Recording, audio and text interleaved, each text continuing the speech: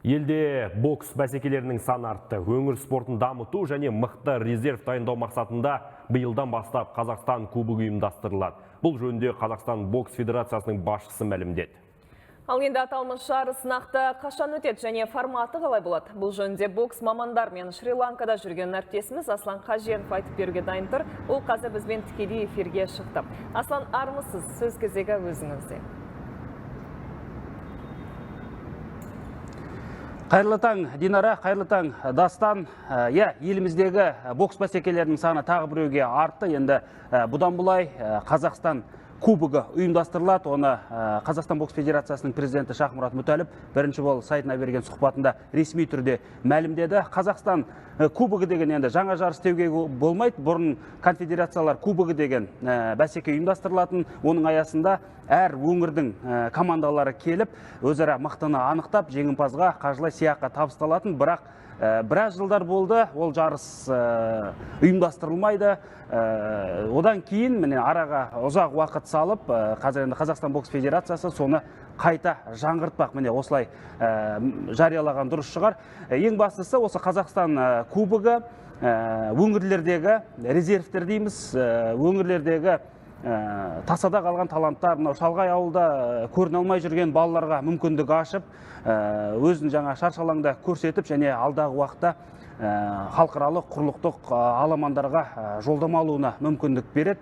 Айта кету керек, бұл жарысқа нөмірі 1 және 2 боксшыларымыз қатыспайды. Ұлттық құрамадағы тіс қаққан кәсіпқой боксшыларымыз қатыспайды. Керісінше одан кейінгі толқынның шама-шарқын анықтау үшін осындай жарыс ұйымдастырылып отыр, және жүлде қорында жариялады. 150 мың ақш долларын құрайды жалпы жүлде қоры, және жоғарыда айттым, командалық жарыс болғандықтан бұл жерде сол қаржылай сыйақы командаға табысталады. Бұл енді қайдан шықты десек, өйткені бізде қазір өңірлерде, кей өңірлерде боксқа қатысты мәселе бар. Оның ішінде мына Қазақстан чемпионаты болсын, спартакиадасы болсын, толық құрамда келмейді.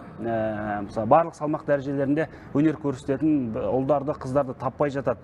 Міне осы мәселені енді Қазақстан кубогы түбегейлі шешу керек. Өйткені Қазақстан кубогының иегері атану деген сол аймақтардағы боксшылар үшін кәдімгідей мәртебе. Одан кейін жоғарыда айттым, қаржылай сыйақысы бар.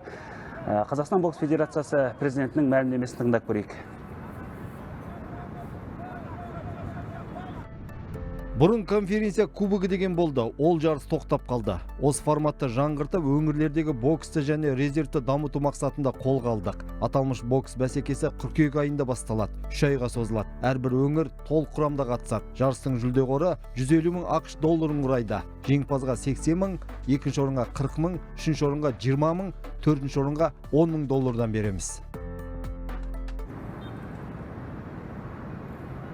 Жалпы енді өзім осы бокс бәсекелерінің басқасында үнемі жүремін, және бастама өте орынды деп ойлаймын. Қазір мысалы Шри-Ланкада жастар арасындағы Азия чемпионаты өтіп жатыр. Бұнда 19 жасқа дейінгі, 22 жасқа дейінгі өрендер өнер көрсетуде құрлықтық жарыста, және бұл да біздің резервіміз. Яғни алдағы уақытта ересектер қатарына қосылып, осындай құрлықтық, әлемдік, тіпті олимпиадада ел намысын қорғайтын боксшыларымыз, оларға ерекше мән берілуде. Және міне Қазақстанның ішінде де егер талантты балалар болатын болса, қарым-қабілеті жоғары балалар болатын болса, оларды да назардан тыс қалдырмай, барынша қолдау, іздеу, табу, және оларға максималды мүмкіндік беру. Міне қазіргі енді бокстың басы-қасындағы мамандардың негізгі мақсаты.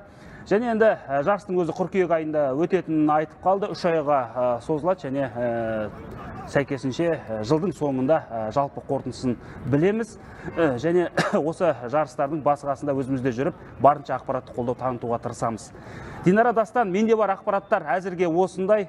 Бұнда Азия чемпионаты жалғасып жатыр, алда финалдық кездесулер бар. Ол жақтан да тікелей эфирге шығып, соңғы ақпараттармен бөлісеміз. Сөз кезегі өздеріңізде. Енді Аслан, бізде мынандай сұрақ бар. Сенің парақшаңды үнемі көріп отырамыз ғой, осы бокс туралы көп жазасың. Жақсы бір пост жазыпсың. Аш қасқырдай қылып әкеліпті Бақыт Сәрсекбаев туралы. 13 боксшымыздың 12-сі финалға өткен екен. Солай ғой. Осы туралы айта кетсең, Бақыт Сәрсекбаев осы Қазақстан кубогы өтеді деген кезде, ауыл жастарын қолдаймыз деген кезде қандай сөзін айтты сіз арқылы?